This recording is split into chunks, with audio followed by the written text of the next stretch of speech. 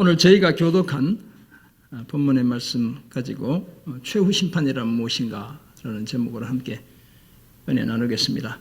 세월이 금방 흘렀죠. 지금 6월 마지막 주가 되고 이제 다음 주는 7월 또 첫 주가 되겠습니다. 저도 이제 60이 되니까 세월이 흘러가는 속도가 좀 달라진 것 같아요.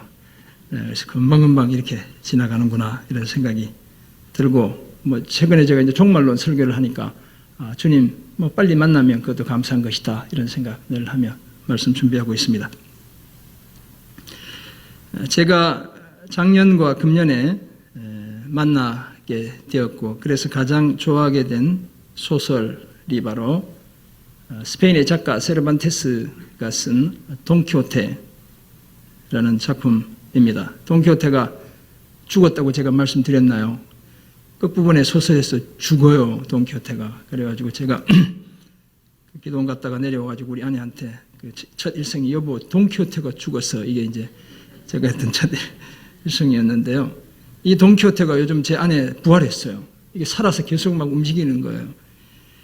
이 돈키호테 저 작품을 두고 세간에 많은 평이 있어 왔습니다. 그래서 어떤 사람은 저 돈키호테 소설을 두고 근대 소설의 효시다 이렇게 말하기도 하고요. 그 중에서도 프랑스의 인류학자이자 철학자였던 르네 지라르, 이렇게 좀 발음이 좀 이상하죠. 지라르, 제럴드, 이렇게 이제 영어로 해야 될 텐데 프랑스어로 하다 보니까 지라르는 이렇게 얘기했어요. 돈키호테 이후에 쓰인 소설은 돈키호테를 다시 쓴 것이나 그 일부를 쓴 것이다. 엄청난 이야기를 하죠.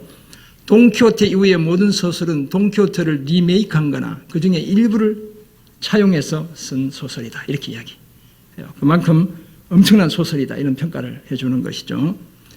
러시아의 대문호 도스토옙스키는 이런 이야기를 했습니다. 기독교 문학에 나타난 사람들 중 가장 아름다운 인물이 바로 돈키호테다. 이렇게 말할 정도였습니다. 이상주의자인 기사 돈키호테와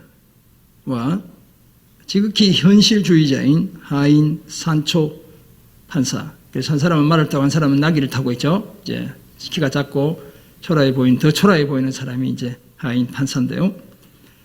이 두 사람의 모험이 거의 막바지에 다다랐을 때 산초는 잠시 바라타리아라는 섬의 통치자가 됩니다. 최고 지도자가 되는 거예요. 이제 돈키호테가 3번의 여행을 하는데 마지막 이제 3번째 여행에서 이 산초가 드디어 한 지역의 대장이 된다. 이렇게 보시면 됩니다. 같이 여행을 시작했을 때 돈키호테가 산초에게 약속을 하죠. 내가 너를 반드시 통치자가 되게 해주겠다. 이렇게 약속하는데 드디어 그 일이 이루어지게 되었습니다. 그런데 그곳에서 산초는 사실 농사를 짓던 일자 무식의 사람인데, 근데 그 속에 얼마나 지혜가 있는지 몰라요. 근데 사람들은 다 무식한 사람이라고 그렇게 치부하고 있죠. 산초는 예상과는 달리 놀라운 통치력을 발휘하여 사람들이 자신을 골탕 먹이기 위해 의도적으로 꾸며낸 문제까지도 지혜롭게 다 해결해 냅니다. 산초의 판단력과 분별력은 뛰어났고 공정한 그의 재판은 그를 무시했던 주변 사람들로부터 감탄을 자아내기에 충분했습니다. 옳고 그름에 대한 판단에 전혀 치우침이 없었기 때문이었습니다. 그 판단 하나를 제가 설교 끝부분에 예화로 들려드릴 겁니다. 그래서 돈키호테를 연구하는 사람들은 이 산초의 짧은 통치를 통해 그 소설의 저자인 세르반테스의 꿈이 실현되고 있다. 이렇게 말하기도 합니다. 그런데 성경에 따르면 가장 지혜롭고 가장 정의로운 재판이 열리는 날이 역사 속에 예정되어 있습니다. 그날이 바로 최후 심판의 날이죠. 최후 심판은 인류의 역사 속에서 지금까지 내려진 모든 심판, 모든 재판 중에 가장 공정한 심판입니다. 산초가 내렸던 그 재판보다 더 공정한 심판인 것이죠. 왜냐하면 의로우신 재판장이신 하나님의 판단이 각 사람의 영원한 운명을 결정하기 때문에 그렇습니다. 그날은 모든 인류가 각자가 행한 일에 대해 심판을 받고 그 심판을 통해 의인은 영생을 얻게 되는 반면에 악인은 영원한 죽음에 처하고 맙니다. 오늘 본문 요한계시록 20장 11절에서 15절도 그 사실을 전하고 있죠. 사도 요한은 흰 보좌와 그 위에 앉으신 이를 보게 되었고 땅과 하늘은 그 앞에서 도망치듯 사라졌습니다. 큰 자나 작은 자를 가리지 않고 죽은 자들이 다 그 보좌 앞에 서 있고 생명책을 비롯한 책들이 펼쳐져 있습니다. 사람들은 자기 행위를 따라 책들에 기록된 대로 심판을 받게 되죠. 그때 사망과 음부도 둘째 사망인 불못에 던져지게 되고 누구든지 생명책에 그 이름이 기록되지 못한 사람들 또한 다 불못에 함께 던져지고 맙니다. 이런 이해를 바탕으로 최후 심판과 관련된 세 가지 사실을 오늘 한번 주목하면서 그 의미들을 깨닫고 그 교훈을 발견하고 삶에 실천하는 그런 시간 가져보겠습니다. 먼저 모든 사람이 심판을 받습니다. 이 심판엔 한 사람도 예외가 없습니다. 둘째, 감사하게도 우리 성도들은 긍휼이 있는 심판을 받게 됩니다. 너무너무 감사하죠. 심판의 자리에서도 여전히 필요한 하나님의 덕목이 있다면 그것은 바로 긍휼입니다. 끝으로 악한 세력과 불신자들은 불못에 처해집니다. 이것은 이제 영원한 죽음에 이르게 된다고 말하는 것입니다. 이 세 가지를 한번 생각해 보려 합니다. 사실 심판은 이 마지막 때 종말에만 이루어지는 것은 결코 아니죠. 우리가 세상에서도 법정에서 계속 날마다 재판이 진행되고 심판이 이루어지고 있죠. 하나님께서는 지금도 악한 자들을 처벌하시고 선한 자들을 보상하시죠. 이것은 우리 일상 속에서도 경험하고 있는 것이기도 합니다. 이 상벌은 선행이나 악행의 자연스러운 결과로 주어지는 것들입니다. 하지만 이런 심판은 최종적인 심판은 결코 아닙니다. 왜냐하면 우리 삶 속에서 이 현세에서 현실 세계 속에서는 종종 악이 처벌되지 않고 계속 지속되죠. 그래서 막 푸틴이 전쟁을 일으키고 우크라이나 많은 사람들이 죽었는데 아직도 뭐 수십 년간 지금 그 나라의 대통령이 계속 악을 자행하며 살고 있죠. 뿐만 아니라 선행 또한 약속된 상급을 받지 못할 때도 있기 때문에 그렇습니다. 막 열심히 살았는데 아무 보상도 못 받고 갑자기 목숨을 잃게 되는 그런 사람들도 이 땅에 있는 거예요. 의인이 받는 고난 그리고 악인의 형통함에 대한 고민들이 엄청 많죠. 저 인간은 귀신도 안 데려가나 생각하는데 나보다 더 잘 먹고 더 잘 살아. 그런 일들이 비일비재한 거예요. 그런 고민을 했던 성경의 인물들이 있죠. 바로 욥이 그랬습니다. 하박국 선지자가 그랬어요. 하박서 전체가 그런 고민들로 가득 차 있죠. 뿐만 아니라 시편 73편의 저자인 아삽이라는 사람이 또한 그랬어요. 엄청 고민합니다. 이런 고민들을 신학적으로 신정론이다. 왜 도대체 의인은 이 땅에서 핍박을 당하고 고통을 당하고 어렵게 사는가? 근데 악인은 어떻게 하면 저렇게 잘 먹고 잘 사는가? 이런 고민이 바로 신정론이라는 신학인데요. 이런 문제 제기에 대한 궁극적인 해결책이 있다면 그것이 바로 최후 심판입니다. 그날엔 악인이 이렇게 더 악을 짓고 이런 거 있을 수 없어요. 의로운 사람이 계속 고통당하는 이런 일이 있을 수 없는 거예요. 최후 심판은 하나님의 최종적인 답변이고요. 현재의 명백한 모순들을 완전히 제거해주는 결정적인 수단이 됩니다. 그래서 우리 성도들에겐 그 최후 심판이 있다는 사실이 두려움이 아니라 축복이라는 사실을 우리는 알게 돼요. 이런 이해를 바탕으로 오늘 주제인 최후 심판과 관련해 먼저 모든 사람이 심판을 받습니다. 계시록 20장은 최후 심판을 생생하게 묘사하고 있습니다. 오늘 본문도 그 한 면을 보여주고 있는 건데요. 1절, 2절에 따르면 한 천사가 무저갱의 열쇠를 가지고 하늘부터 내려와 옛 뱀이요 마귀요 사단인 용을 사로잡고 천년 동안 결박합니다. 무저갱은 구덩이는 구덩이인데 바닥이 없는 구덩이. 그러니까 이제 무저갱이잖아요. 그 의미 자체가 바로 심연을 알 수 없는 깊은 어두운 그 구덩이를 무저갱이다 이렇게 이야기하죠. 무저갱에 던져놓고는 잠그고 임봉해서 천년 동안 만국을 미혹하지 못하게 하다가 그 위에 잠깐 놓이게 됩니다. 하지만 심판의 보좌는 이미 놓였고 거기에 앉은 자들은 심판하는 권세를 받아 그리스도와 더불어 천년 동안 왕노릇합니다. 그래서 이제 천년왕국이 이제 실현되는데 이게 이제 문자적으로 이 땅에 실현되느냐, 아니 이미 실현되고 있는 것이냐, 앞으로 실현될 것이냐, 아주 다양한 견해가 있기 때문에 제가 주제로 설교하지 않겠다 말씀드렸죠. 아무튼 20장 앞부분에 그 사실을 이야기하고 있어요. 천년이 지난 후 옥에서 풀려난 사단은 곡과 마곡을 미혹하고 모아 바다의 모래 같은 대군을 거느리고 전쟁을 일으킵니다. 곡과 마곡 이렇게 각각의 별개의 어떤 독립된 개체들로, 인격체들로, 집단으로 생각하지만 사실 이제 에스겔서 38장을 보면 곡은 마곡이라는 지역의 왕이에요. 근데 이제 이 계시록은 따로 개별된 개념으로 이렇게 인식하고 있어요. 그 곡과 마곡을 모아 바다의 모래 같은 대군을 거느리고 전쟁을 일으키게 되죠. 이제 사단이 이제 하는 짓입니다. 악한 세력들이 지면에 널리 퍼져 성도들의 진과 사랑하시는 성을 두르고 싸움을 걸지요. 그러나 하늘에서 불이 내려와 저들을 태워버리게 된다고 말씀합니다. 미혹하는 마귀가 불과 유황못에 던져지고 그를 추종했던 짐승과 거짓 선지자도 거기에 있고 세세토록 밤낮 괴로움을 받게 됩니다. 이런 내용에 이어 오늘 본문이, 저희가 교독한 본문이 등장하고 있습니다.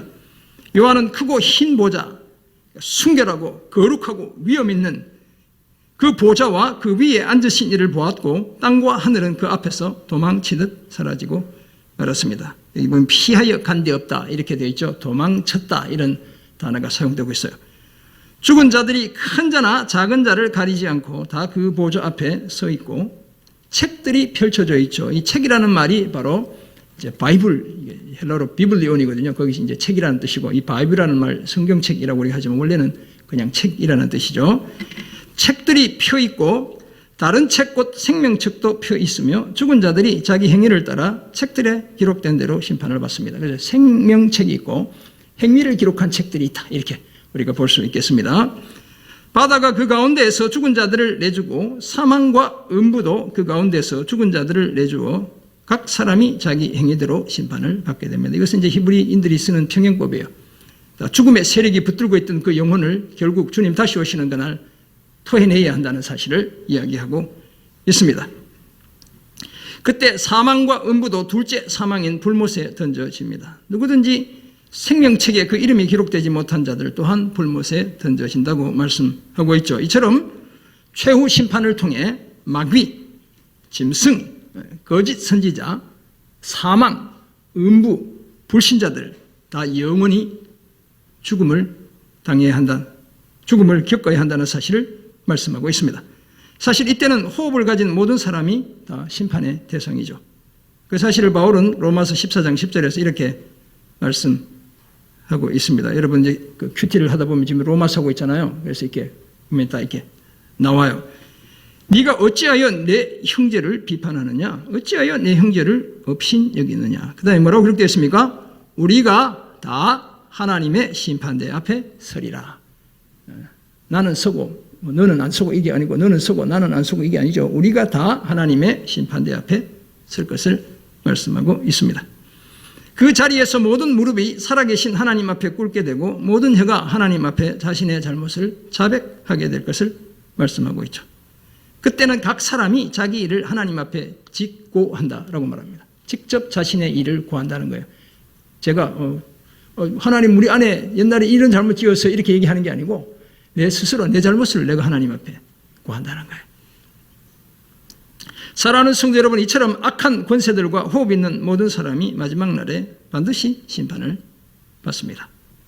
그날 예수님은 하나님이 정하신 모든 살아있는 자와 죽은 자의 재판장이 되십니다. 신약 성경은 예수님이 심판의 주라는 사실을 곳곳에서 밝히고 있어요. 그래서 하나님 아버지도 심판의 주가 되시고 아들 예수님도 심판의 주가 되시는 겁니다.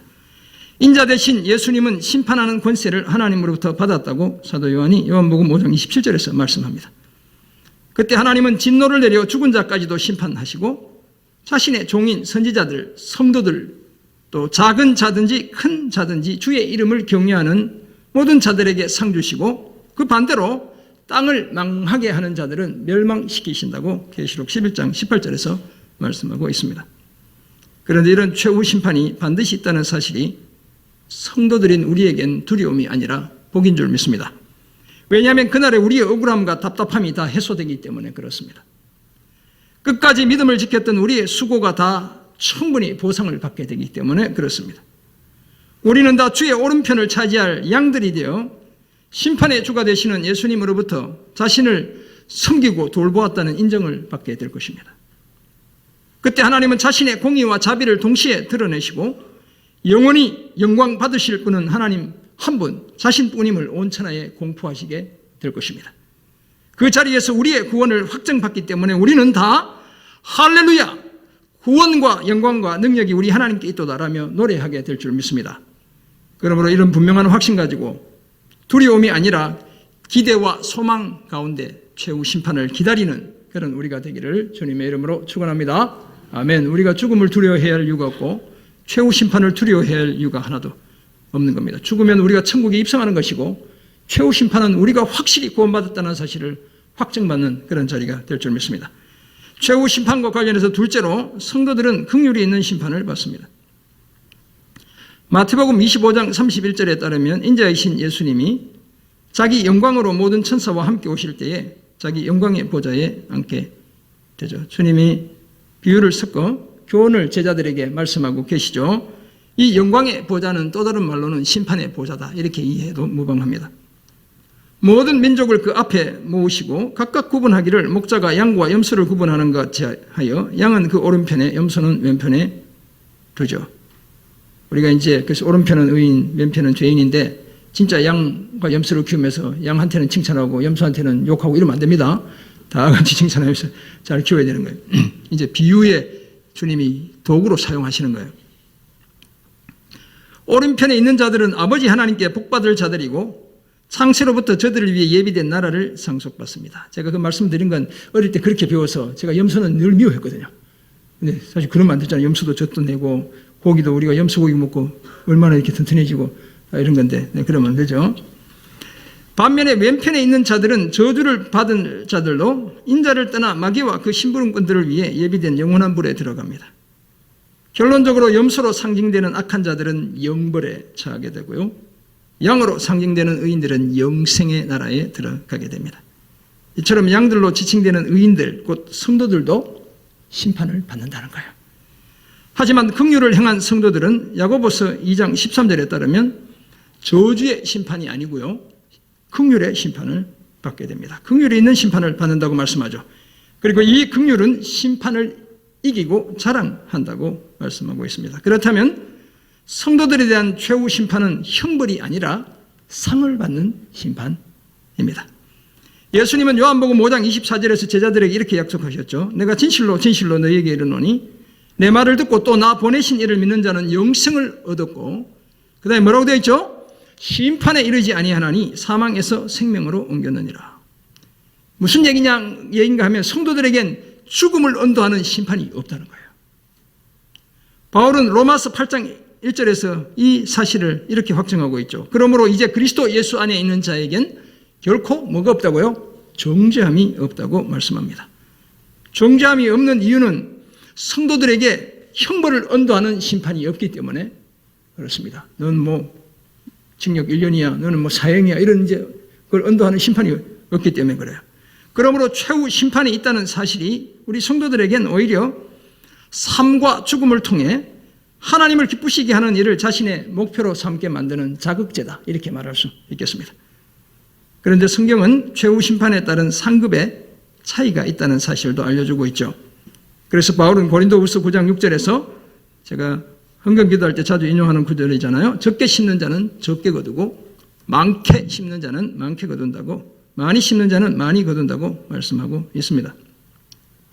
예수님도 보물을 땅이 아니라 도둑들이 막 범람하고 썩고 막 이런 이 땅이 아니라 어디 쌓아두라고 얘기하고 있죠?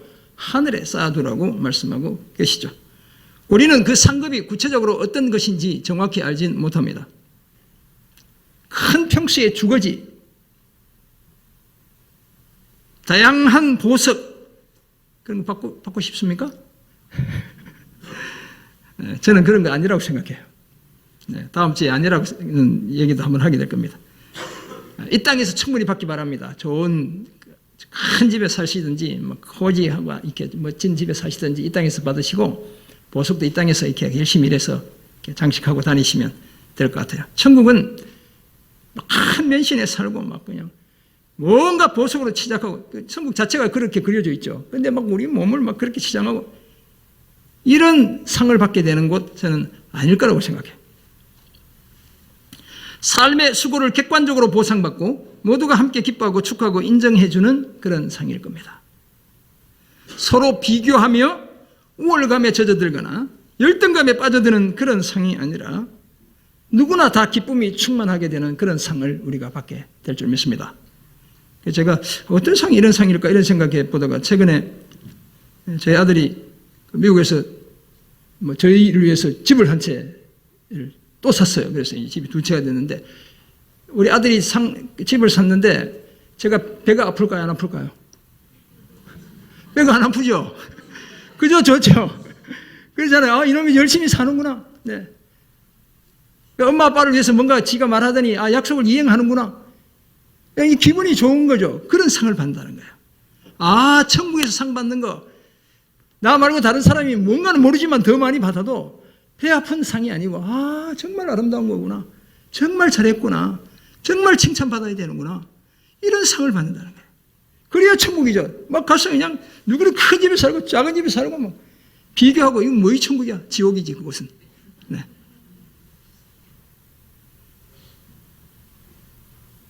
왜냐하면 기쁨은 우리의 진정한 기쁨은 우리의 지위나 우리의 소유에서 나오는 것이 아니라 하나님과의 관계에서 나오기 때문에 그런 겁니다. 사실 천국에서 하나님으로 인한 기쁨과 하나님을 경배하는 즐거움은 다른 그 어떤 상급에서 오는 기쁨보다 더 큰 기쁨이죠. 그런 기쁨이에요. 그런 상을 받는 거예요. 사랑하는 성도 여러분, 이처럼 성경은 성도들도 심판의 자리에 서게 될 것을 말씀합니다. 하지만 우리가 두려워하지 않는 이유는 우리는 심판을 이기고 자랑하기까지 하는 긍휼이 있는 심판을 받기 때문이죠. 따라서 심판의 자리는 우리의 죄와 허물, 실수와 과오를 낱낱이 공개해서 치부를 드러내고 수치와 모욕감을 안겨주는 공개재판의 자리가 아닙니다. 모든 사람이 다 보도록 비디오를 틀어놓고 스크린을 크게 해놓고 온갖 죄목이 다 그려지게 하는 그런 자리가 아니라는 거예요. 그런 두려움 가지실 필요가 없어요. 회개와 믿음으로 새롭게 된 우리의 의를 확증받는, 확인하는 자리이자 악한 세력들이 보란듯이 우리의 구원과 영생과 승리를 확정짓는 그런 자리가 바로 최후 심판의 자리인 겁니다. 그렇다면 성도들은 오히려 하나님의 날, 곧 최후 심판의 날이 임하기를 바라보고 간절히 사모해야 되겠죠. 사도 베드로가 그렇게 얘기하잖아요. 그날에 하늘은 불에 타서 풀어지고 물질은 뜨거운 불에 녹습니다. 완전히 새로운 세상이 준비된다는 거예요. 하지만 우리는 주의 약속대로 의가 있는 곳인 새하늘과 새 땅을 바라보게 되죠. 사도 요한도 환상 중에 이 새하늘과 새 땅을 바라보았습니다. 천국이란 무엇인가? 다음 주에 이 본문 가지고 함께 묵상할 겁니다. 그곳에 하늘로부터 신부가 남편을 위해 단장한 것 같은 새 예루살렘이 내려오는 것도 보게 되죠. 하나님의 장막이 사람들과 함께 있고, 이거 보세요. 하나님이 사람들과 영원히 함께 있는 그곳이 천국이라는 사실을 그려내고 있어요. 하나님이 그들과 함께 계시고 그들은 하나님의 백성이 되고 하나님은 친히 그들과 다시 한 번 더 함께 계시다는 사실을 밝히고 있어요. 그곳에는 사망, 애통, 곡하는 것, 아픈 것 다시 없습니다. 영원한 기쁨만 계속될 뿐이죠. 긍휼 있는 심판을 통해 이런 복을 누리게 될 것을 확신하며 끝까지 믿음 지키는 우리 모두가 되기를 주님의 이름으로 축원합니다. 아멘. 마지막으로 악한 세력과 불신자들은 불못에 처하게 됩니다. 전도자에 따르면 하나님은 모든 행위와 모든 은밀한 일을 선악간에 심판하시는 그런 분입니다. 계시록에서 1000년이 지난 후 사단은 큰 군대를 동원해 성도들의 진과 하나님이 사랑하시는 성을 상대로 전쟁을 일으키지만 우리가 앞에서 봤죠. 하늘에서 불이 나와 그들을 태워버린대요. 흰 보좌 심판, 우리가 옛날에 백보좌 심판이다 이렇게 들었잖아요. 바로 그 이제 심판이 시작되고 죽음의 세계를 상징하는 바다가 그 가운데서 죽은 자들을 내주고 사망과 음부도 죽은 자들을 내줘 각 사람이 자기의 행위대로 심판을 받게 됩니다. 그때 사망과 음부도 불못에 던져지는데 이것이 둘째 사망, 곧 불못입니다. 영원한 죽음, 더 이상 돌이킬 수 없는 형벌, 복음이 전혀 들리지 않는, 구원의 소망이 전혀 없는 그런 자리에 추락하게 되는 거예요. 누구든지 생명책에 그 이름이 기록되지 못한 자도 다 함께 불못에 던져지고 말게 되죠. 이런 서술은 악한 권세와 악한 자들이 다 특정한 장소에서 영원한 형벌을 받게 될 것을 나타냅니다. 이단들 중에 안식교 또 여호와의 증인 같은 이단들은 종말론과 관련해서 영혼 멸절설을 주장합니다. 죄인들의 영혼은 다 사라지고 만다 이렇게 생각하는 거예요. 그러면 뭐가 없다고 생각할까요?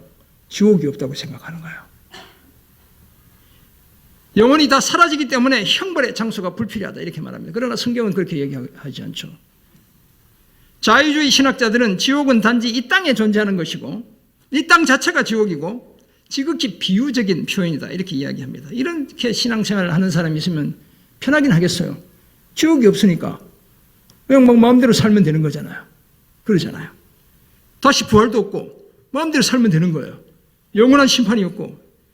그런데 성경은 악한 자들이 장소적 개념을 가진 지옥에서 virtual reality, VR 세계가 아니고 장소적 개념을 가진 지옥에서 그 존재를 이어가게 될 것을 말씀하는 거예요. 그래서 영벌, 영생 주님이 이야기하는 거예요.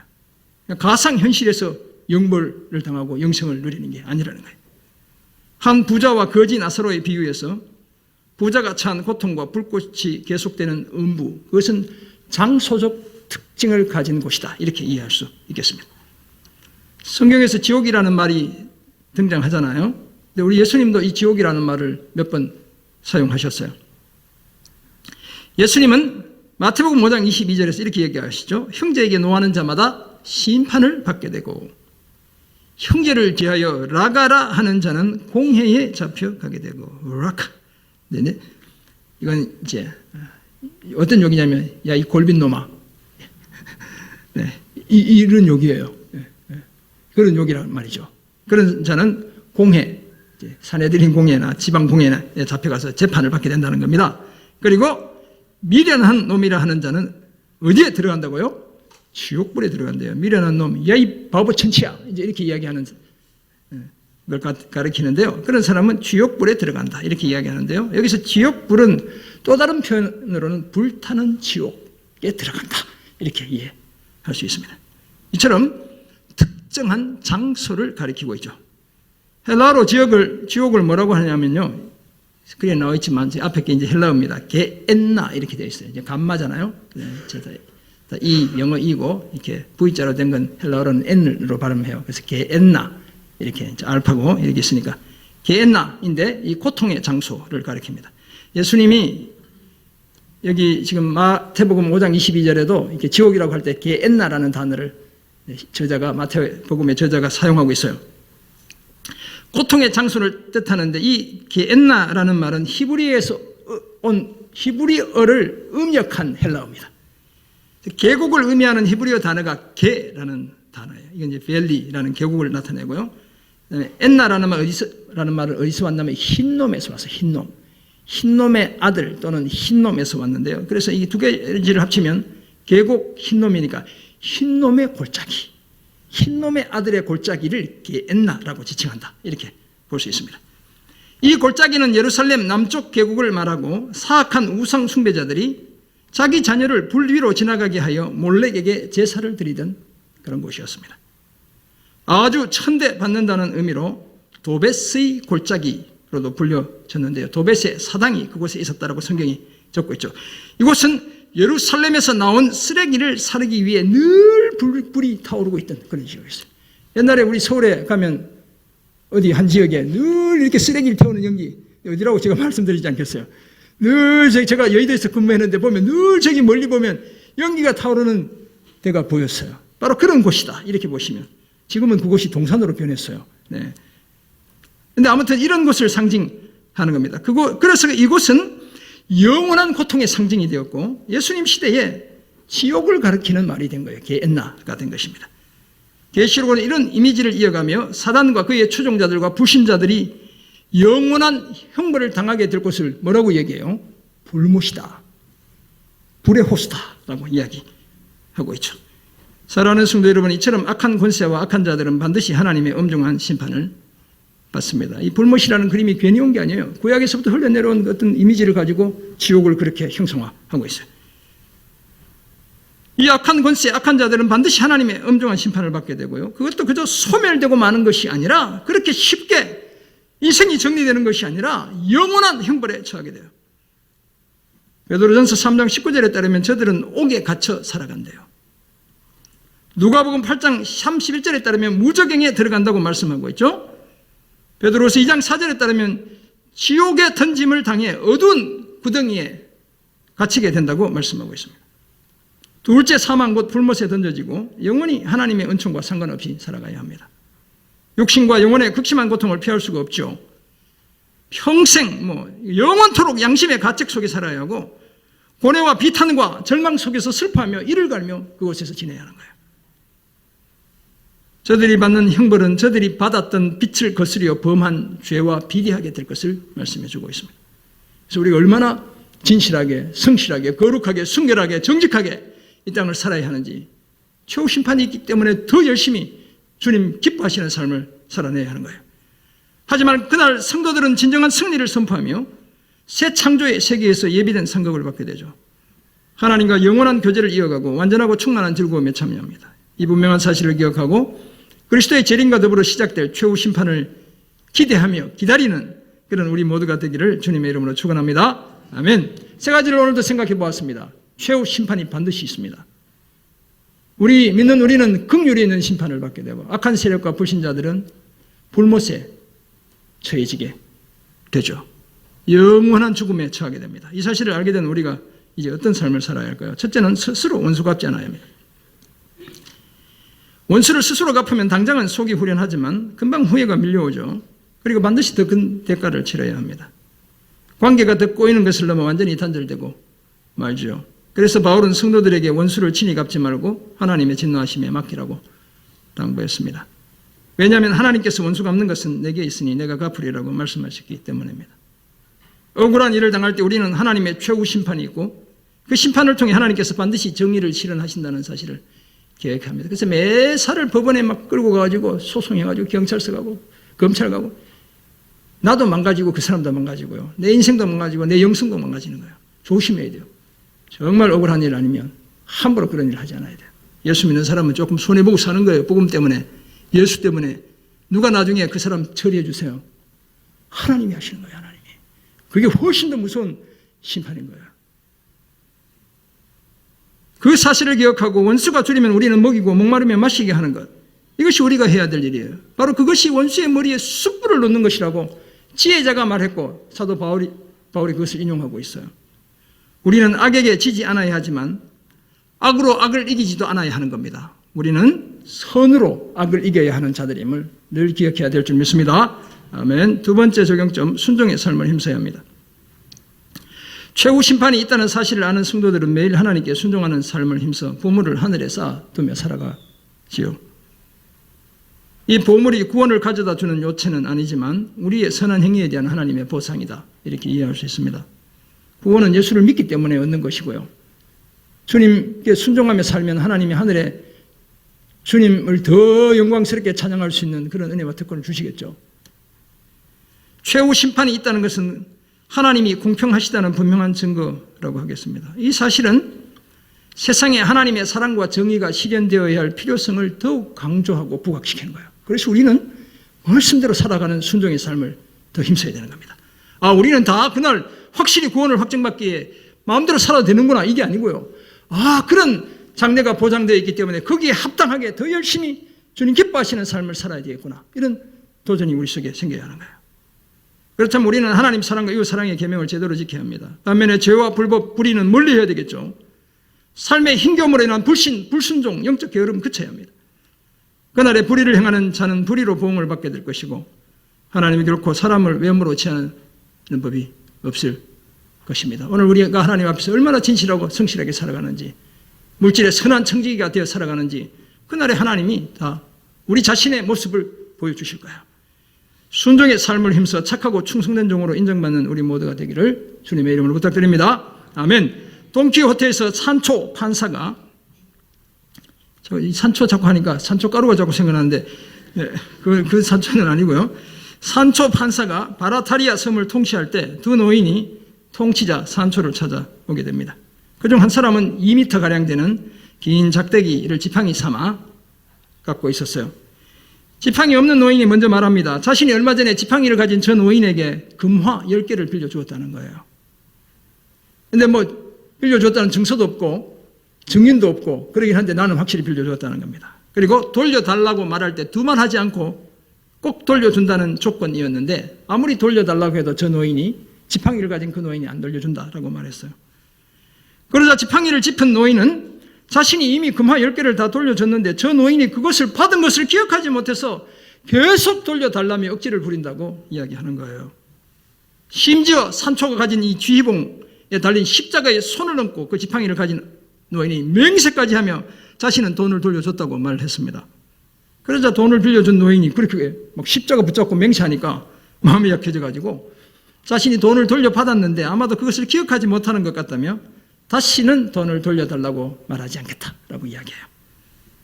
왜냐하면 이 금화를 빌려간 노인이 십자가 붙잡고 맹세할 정도로 선하고 진실한 그리스도인이라고 생각되었기 때문이었죠. 채무가 다 변제된 것으로 인정받은 노인, 이 자신의 지팡이를 애지중지하며 들고 나가는 것을 본 산초가 그 노인을 다시 불러들여요. 그리고 지팡이를 자신에게 달라고 한 다음 아래 사람을 시켜 그 지팡이를 부러뜨려 그 안을 살펴보라고 이야기했어요. 그랬더니 아니나 다를까 그 속에 뭐가 들었게요? 금화 10개가 고스란히 들어있었다는 거예요. 지팡이 노인의 거짓말이 다 탄로났죠. 원래 주인이 빌려줬던 금화를 되찾게 되었습니다. 이 바보 같은 산초가 만들어낸 위대한 작품이었죠. 훌륭한 재판이에요. 솔로몬의 지혜가 이 속에 담겨있어요. 사랑하는 성도 여러분, 최후 심판의 자리에선 잠시 통했던 거짓, 윗선, 꼼수가 더 이상 통하지 않습니다. 여러분 그렇게 착각하지 마세요. 통하지 않아요. 우리가 쓴 모든 종류의 가면이 다 윗선의 그 가면이 다 벗겨지고 맙니다. 그날은 오직 그리스도로 말미암는 진실과 의와 사랑만 유효할 뿐입니다. 왜냐하면 의와 진리와 사랑의 예수님이 심판의 주가 되시기 때문이에요. 그래서 믿음을 지키는 길에 우리가 당했던 모든 억울함은 다 보상받고 신원될 것입니다. 심판을 통해 하나님의 긍휼과 정의는 더욱 더 찬란한 빛을 발하게 될 줄 믿습니다. 그날에 모든 사람이 심판을 받습니다. 우리 성도들은 긍휼이 있는 심판을 받고 악한 세력과 불신자들은 영원한 형벌인 불못에 처해지고 맙니다. 이 사실을 아는 우리는 스스로 원수 갚지 않아야 하고요. 순종의 삶을 더욱 힘써야 되겠습니다. 이런 복된 삶을 살아 최후 심판의 날에 주의 희고 크고 영광스러운 그 보좌 앞에서 함께 구원을 확정짓는 우리 중에 한 사람도 낙오자가 생기지 않게 하는 그런 우리 모두가 되기를 주님의 이름으로 축원합니다. 아멘. 기도하겠습니다. 하나님 아버지 감사합니다. 우리에겐 두려움이 아니라 기대요 소망으로 최후 심판이 다가오게 하신 것 감사드립니다. 그 거룩한 그날 하나님 그 거룩한 부담 가지고 더욱 순종의 삶을 힘쓰는 저희들 다 되게 도와 주옵소서. 개인적으로 억울하지만 원수가 필요하지 않고 하나님께 맡겨드려 복음이 그리스도의 피가 교회가 승리하게 하는 그 복된 삶을 살아내는 저희들 다 되게 해 주옵소서. 감사드리며 예수님의 이름으로 기도합니다. 아멘.